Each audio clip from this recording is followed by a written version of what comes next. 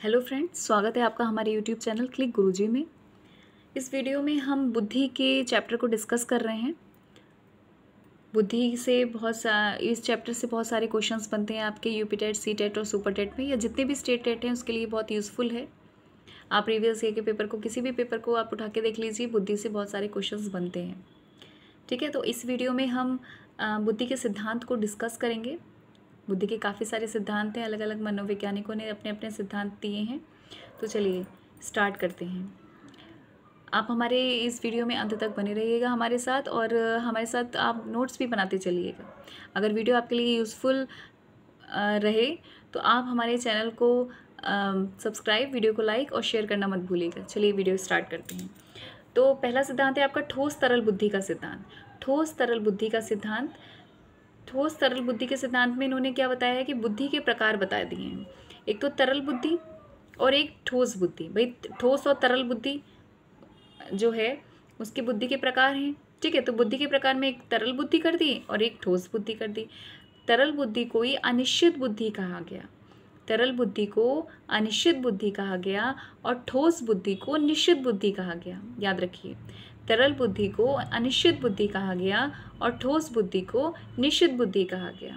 अच्छा, तरल बुद्धि को हम द्रवीकृत बुद्धि और धमीकृत बुद्धि भी कह सकते हैं। तरल बुद्धि को हम द्रवीकृत बुद्धि और धमीकृत बुद्धि भी कहते हैं। ठीक है, और तरल मोज़िक सिद्धांत भी बोला जाता है इसको।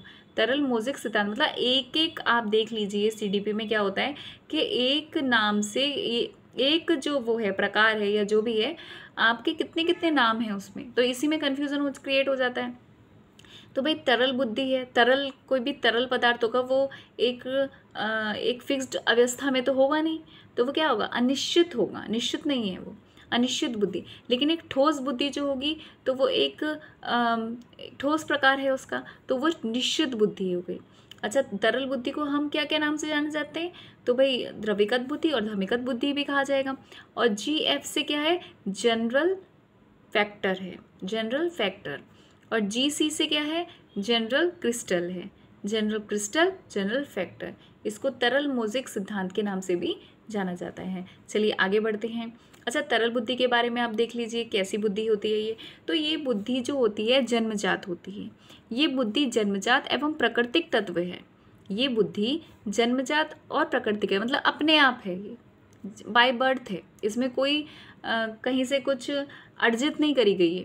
ये बुद्धि जन्मजात है और प्राकृतिक तत्व है, जो व्यक्ति के वंशानुक्रम द्वारा निर्धारित होती है। भाई जो भी व्यक्ति का वंशानुक्रम है उसके द्वारा ये निर्धारित होती है। तो ये क्या हुई, जब वंशानुक्रम द्वारा निर्धारित हो रही है तो ये कौन सी बुद्धि है, तो ये जन्मजात है, प्राकृतिक है। ठीक है, इसमें बालक किसी नई समस्या को बिना किसी पूर्व ज्ञान के हल निकालने की योग्यता देता है। इसमें बालक किसी नई समस्या को बिना किसी पूर्व ज्ञान के हल निकालने की योग्यता देता है या रखता है, कि भाई उसका कोई पूर्व ज्ञान तो है नहीं। ठीक है, तो वो नई समस्या को बिना किसी पूर्व ज्ञान के, बिना उसको एक्सपीरियंस, उसको बिना एक्सपीरियंस के वो किसी भी समस्या को हल निकाल सकता है। ये इतनी वो योग्यता रखता है तरल बुद्धि में। ठीक, क्लियर। चलिए आगे बढ़ते हैं। तरल बुद्धि के बारे में एक और पॉइंट के बारे में बात करते हैं कि इस बुद्धि का संचालन जैव रासायनिक क्रियाओं द्वारा संचालित होता है। इस बुद्धि का संचालन जैव रासायनिक क्रियाओं द्वारा संचालित होता है। ठीक, तो एक बार फिर से पढ़ लेंगे कि भाई तरल बुद्धि के बारे में, तो ये बुद्धि का जन्मजात एवं प्राकृतिक तत्व है, जो व्यक्ति के वंशानुक्रम द्वारा निर्धारित होता है। इसमें बालक किसी नई समस्या को बिना किसी पूर्व ज्ञान के हल निकालने की योग्यता रखता है या देता है। इस बुद्धि का संचालन जैव रासायनिक क्रियाओं द्वारा संचालित होता है। अच्छा, ठोस बुद्धि के बारे, अब तरल बुद्धि के बारे में तो पता चल गया कि ये बुद्धि जो है जन्मजात है, वंशानुक्रम द्वारा है, अर्जित नहीं करी जाएगी, बिना किसी पूर्व ज्ञान के, बिना एक्सपीरियंस के हल निकाल सकता है इसमें जो व्यक्ति है। अब ठोस बुद्धि के बारे में आप देखिए, तो ये बुद्धि ज्ञान, कौशल और अनुभव जो उसने वातावरण से अर्जित किए हैं उनका उपयोग करने की क्षमता प्रदान करती है। ठोस बुद्धि क्या होती है, ये बुद्धि जो ज्ञान है, कौशल है तथा अनुभव है, जो उसने अपने वातावरण से अर्जित किए हैं। ठीक ठीक है, भाई वातावरण से तो अर्जित किए होंगे। जो वास्तविक जो स्थिति चल रही है उसमें ज्ञान, जितने भी ज्ञान है, कौशल है, अनुभव है, उसको कहाँ से मिल रहा है? वो वातावरण से अर्जित तो कर रहा है, ठीक है। जन्मजात तो बिल्कुल नहीं है। उनका उपयोग करने की क्षमता प्रदान करती है कौन? बुद्धि, ठोस बुद्धि। अनुभव पर आधारित होने के कारण समय के साथ साथ इस बुद्धि का विकास होता जाता है। भाई अनुभव के, भाई एक्सपीरियंस्ड है, एक्सपीरियंस्ड हो रहा है, एक्सपीरियंस पर आधारित है होने के कारण समय के साथ साथ इस बुद्धि का विकास होता जाता है। इस बुद्धि का संचालन सामाजिक एवं वातावरणीय कारकों द्वारा होता है। इस बुद्धि का संचालन सामाजिक एवं वातावरणीय कारकों द्वारा होता है। तो क्लियर? चलिए एक बार फिर रिवीजन कर लेते हैं कि भाई पहले तो यही है कि ठोस तरल बुद्धि का सिद्धांत किसका है? तो ठोस तरल बुद्धि का सिद्धांत जो है वो कैटल का है। इसको आप याद रखिएगा, इसको आप याद रखिएगा, ठीक है। तो बुद्धि के प्रकार कौन से? एक तो तरल बुद्धि है, एक ठोस बुद्धि है। इसी को एक्सप्लेन करा गया। तरल बुद्धि अनिश्चित बुद्धि होती है और ठोस बुद्धि निश्चित बुद्धि होती है। तरल बुद्धि को द्रविगत बुद्धि, धमिकत बुद्धि भी बोलते हैं, या तरल मोज़िक सिद्धांत के नाम से भी इसको जाना जाता है। ठोस बुद्धि को निश्चित बुद्धि बोलते हैं, इंग्लिश में इसको जनरल क्रिस्टल बोलते हैं, जीसी, और इसको बोलते हैं जीएफ, ठीक। अच्छा, ये बुद्धि का जन्मजात एवं प्राकृतिक तत्व है, किसके बारे में बताया गया है? तरल बुद्धि के बारे में बताया गया है, जो व्यक्ति के वंशानुक्रम द्वारा निर्धारित होती है। इसमें बालक किसी नई समस्या को बिना किसी पूर्व ज्ञान के, मतलब कोई उसका एक्सपीरियंस नहीं होता, फिर भी वो पूर्व ज्ञान के, बिना किसी पूर्व ज्ञान के निकालने की योग्यता रखता है, ठीक है। इस बुद्धि को, तरल बुद्धि को संचालन एवं संचालन, बुद्धि का संचालन जैव रासायनिक क्रियाओं द्वारा संचालित होती है, ठीक। अच्छा, ठोस बुद्धि के बारे में देख लीजिए। तो ये बुद्धि ज्ञान, कौशल तथा अनुभव जो अब उसने वातावरण से अर्जित किए हैं उनका उपयोग करने की क्षमता प्रदान करती है। अनुभव पर आधारित होने के कारण समय के साथ साथ इस बुद्धि का विकास होता जाता है। इस बुद्धि का संचालन सामाजिक एवं वातावरणीय कारकों द्वारा संभव है या होता है, ठीक। तो तरल, ठोस और तरल बुद्धि का सिद्धांत यहाँ खत्म होता है। चलिए नेक्स्ट सिद्धांत पर चलते हैं, जो कि बहुबुद्धि सिद्धांत है। बहुबुद्धि सिद्धांत है।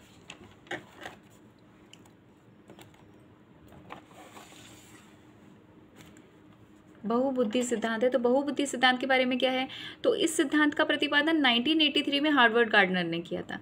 इस सिद्धांत का प्रतिपादन 1983 में हार्वर्ड गार्डनर ने किया था। याद रखिएगा कि बहुबुद्धि सिद्धांत का प्रतिपादन किसने किया था? तो हार्वर्ड गार्डनर ने किया था।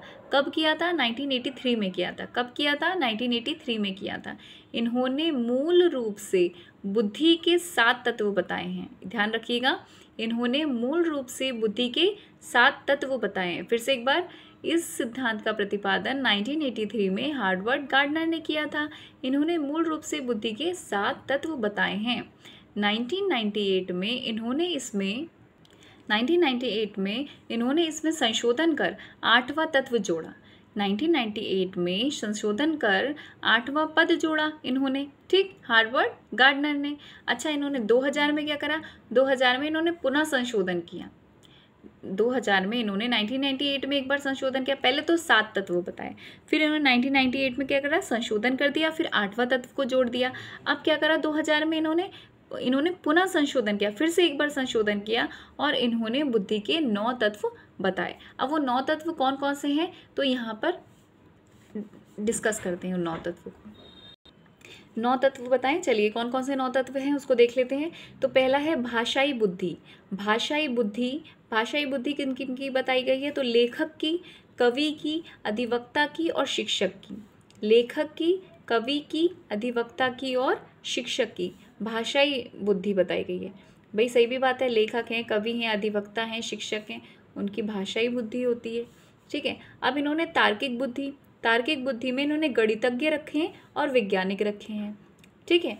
तार्किक बुद्धि में इन्होंने गणितज्ञ को रखा है और हार्वर्ड गार्डनर ने, और वैज्ञानिक को रखा है। अच्छा, स्थानिक बुद्धि में इन्होंने मूर्तिकार, चित्रकार, सर्वेक्षण और अधिकारी को रखा है। मूर्तिकार, चित्रकार, सर्वेक्षण और अधिकारी। संगीतकार बुद्धि में इन्होंने संगीतकार को रखा है, वाद्य यंत्र बजाने वालों को रखा है। अंतरावैधानिक बुद्धि में इन्होंने योगी, महात्मा, संत को रखा है। अंतरा याद रखिएगा, एक अंतर है, एक अंतरा है। अंतर्वैधानिक बुद्धि में इंपॉर्टेंट है ये, अंतर्वैधानिक बुद्धि में योगी महात्मा संत आ गए। अंतर्वैधानिक बुद्धि में राजनेता और अभिनेता आ गए। ठीक। शारीरिक गतिक बुद्धि में नृत्यक आ गए व नृतांगना। भाई शरीर से तो गति प्रदान करते हैं, तो नृत्यक और नृतांगना मतलब जो डांसर होते हैं, खिलाड़ी, तैराक, शल्य चिकित्सक। ठीक। अच्छा, प्राकृतिक बुद्धि में कौन से आ गए? तो किसान, जीव वैज्ञानिक, मौसम वैज्ञानिक। प्राकृतिक बुद्धि में किसान आ गए, जीव वैज्ञानिक आ गए, मौसम वैज्ञानिक आ गए। और अस्तित्ववादी बुद्धि में आपके दार्शनिक और समाजसेवी आ गए। इन्होंने मतलब जैसा जिसका प्रोफेशन होता है उनको उसी प्रकार से बुद्धि में कन्वर्ट कर दिया है। तो भाषाई बुद्धि लेखक, कवि, अधिवक्ता, शिक्षक। तार्किक बुद्धि में गणितज्ञ, वैज्ञानिक को रखा गया है। स्थानिक बुद्धि में मूर्तिकार, चित्रकार, सर्वेक्षण अधिकारी को रखा गया है। संगीतकार बुद्धि में संगीतकार, वाद्य यंत्र बजाने वाले को रखा गया है। अंतर्वैधानिक बुद्धि में योगी महात्मा संत को रखा गया है। और अंतर्वैधानिक बुद्धि में राजनेता, अभिनेता को रखा गया है। शारीरिक गतिक बुद्धि में नृत्यक, नृतांगना, खिलाड़ी, तैराक, शल्य चिकित्सक। प्राकृतिक बुद्धि में किसान, जीव विज्ञान, मौसम वैज्ञानिक। और अस्तित्ववादी में दार्शनिक और समाजसेवी। क्लियर? तो हार्वन गार्डनर ने 9 तत्व इस तरह बताए हैं बुद्धि के। क्लियर? चलिए आगे बढ़ते हैं। अब बुद्धि का सम्मिलित बुद्धि का सिद्धांत। सम्मिलित बुद्धि का सिद्धांत किसको कहा गया है, किसने दिया है? तो सम्मिलित बुद्धि का सिद्धांत दिया है, इस सिद्धांत का प्रतिपादन 1967 में जेपी गिलफोर्ड ने किया। इस सिद्धांत का प्रतिपादन 1967 में जेपी गिलफोर्ड ने किया। इस सिद्धांत को कई पदनामों से भी जाना जाता है या कई उपनामों से भी जाना जाता है। कौन कौन सा? त्रिआयामी सिद्धांत, त्रिविमीय सिद्धांत और बुद्धि संरचना। सम्मिलित बुद्धि का सिद्धांत किसने दिया? तो ये जेपी गिलफोर्ड ने दिया। कब दिया, कब प्रतिपादन किया? तो 1967 में किया। अच्छा, इनके जो ये सम्मिलित बुद्धि का सिद्धांत है, इनके और भी नाम हैं। तो त्रियामी सिद्धांत है, त्रिविमीय सिद्धांत है और बुद्धि संरचना सिद्धांत है। क्लियर? चलिए आगे बढ़ते हैं। चलिए, त्रिविमीय सिद्धांत को इन्होंने और अच्छे से एक्सप्लेन करा है। तो त्रिविमीय सिद्धांत में इन्होंने बताए गए हैं 3 पॉइंट। एक तो विषय वस्तु त्रिविमीय सिद्धांत की, जिसको कंटेंट बोलते हैं। एक संक्रिया, जिसको ऑपरेशन बोलते हैं। और इसको उत्पाद, जिसको प्रोडक्ट बोलते हैं। विषय वस्तु क्या क्या है? जैसे चित्र, प्रतीक, भाषागत, व्यवहार। चित्र क्या है? फिगर। प्रतीक क्या है? सिंबल। भाषागत क्या है? सिमेंटिक। और व्यवहार क्या है? बिहेवियर। तो ये जो है त्रिविमीय सिद्धांत में त्रिविमीय है। तो 3 चीज़ें बताई गई हैं, विषय वस्तु, संक्रिया और उत्पाद। विषय वस्तु चित्र, प्रतीक, भाषागत और व्यवहार। अच्छा, संक्रिया क्या है? संज्ञान, स्मृति, अभिसारी चिंतन और अपसारी चिंतन, मूल्यांकन। संज्ञान, अपसारी, स्मृति, अभिसारी चिंतन और मूल्यांकन। उत्पाद में क्या बताया? प्रोडक्ट में इकाई, वर्ग, प्रणाली, संबंध, रूपांतरण और अनुप्रयोग। क्लियर? तो कैसे बताए गए हैं इन्होंने? तो ये कितने हैं? विषय वस्तु 4, संक्रिया 5 और उत्पाद कितने? 6 बराबर 120। ठीक है, तो ये त्रिविमीय सिद्धांत के बारे में जेपी गिलफोर्ड ने बताया है। क्लियर? ठीक, तो यहीं पर आपका सम्मिलित बुद्धि का सिद्धांत यहाँ पर ख़त्म होता है, फिनिश होता है। इसी के साथ बुद्धि के जितने भी सिद्धांत थे, इंपॉर्टेंट सिद्धांत, वो हमने इस वीडियो में क्लियर कर दिए हैं, डिस्कस कर दिए हैं। ठीक, आशा करते हैं ये वीडियो आपके लिए यूज़फुल होगी। ये वीडियो अगर आपके लिए यूज़फुल है तो हमारे चैनल को सब्सक्राइब, वीडियो को लाइक और शेयर करना मत भूलिएगा। इसी तरह हम नेक्स्ट वीडियो में भी प्रोवाइड करेंगे, आपको नए चैप्टर लेकर आएंगे। तब तक के लिए थैंक यू, धन्यवाद।